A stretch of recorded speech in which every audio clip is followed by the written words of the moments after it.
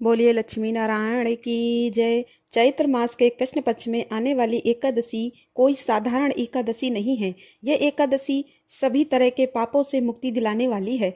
चैत्र मास की इस एकादशी को पाप मोचनी एकादशी के नाम से जाना जाता है। इस व्रत को करने से मनुष्य जहां वैकुंठ लोक को प्राप्त करता है, वहीं उसके समस्त पाप नष्ट हो जाते हैं और निर्मल मन के साथ वह श्री हरि में लीन हो जाता है। तो इस बार पाप मोचनी एकादशी किस दिन पड़ रही है, एकादशी तिथि कब से कब तक रहेगी, व्रत का पारण कब और किस मुहूर्त में किया जाएगा और इस दिन कौन कौन से शुभ और अशुभ सहयोग बन रहे हैं, जानिए इस वीडियो में। और वीडियो अच्छी लगे तो लाइक और सब्सक्राइब अवश्य करें। इस बार चैत्र मास के कृष्ण पक्ष की एकादशी तिथि 14 मार्च दिन शनिवार को सुबह 8:12 से शुरू हो रही है और एकादशी तिथि का समापन 15 मार्च दिन रविवार को सुबह 9:16 पर है।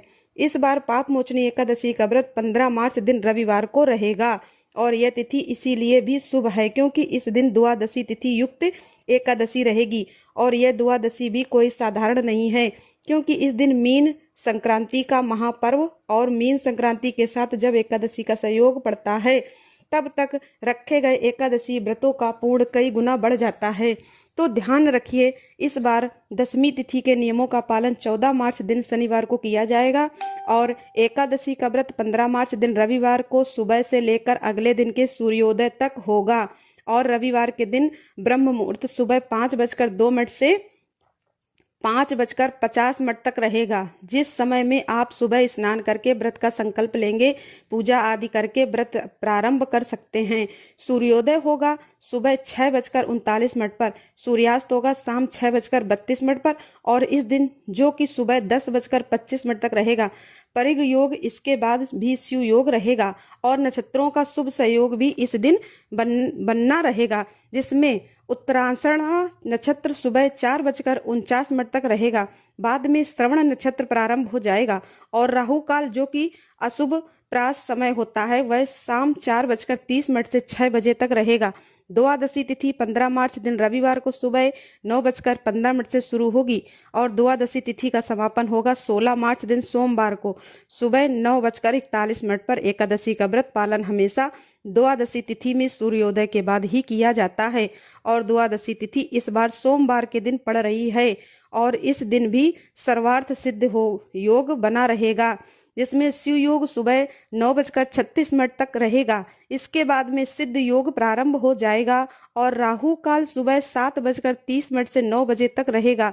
वह इस दिन ब्रह्मा मुहूर्त सुबह 5:01 से 5:49 तक रहेगा।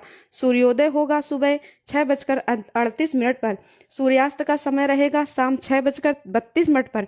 एकादशी व्रत पारण मुहूर्त रहेगा सुबह 6:03 तक 8:54 तक। इस बार पाप मोचनी एकादशी और मीन संक्रांति एक दिन ही पड़ रही है और इस दिन शिव और पारिक योग का भी निर्माण हो रहा है। तो इस योग में सूर्यदेव की पूजा करने से और श्री विष्णु भगवान की पूजा करने से साधक को सभी प्रकार के सुखों की प्राप्ति हो सकती है।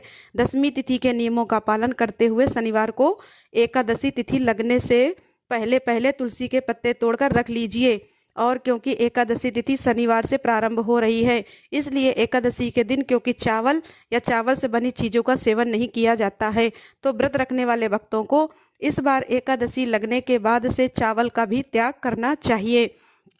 यदि आज की वीडियो पसंद आई हो तो लाइक करें और चैनल को सब्सक्राइब अवश्य करें। धन्यवाद दोस्तों।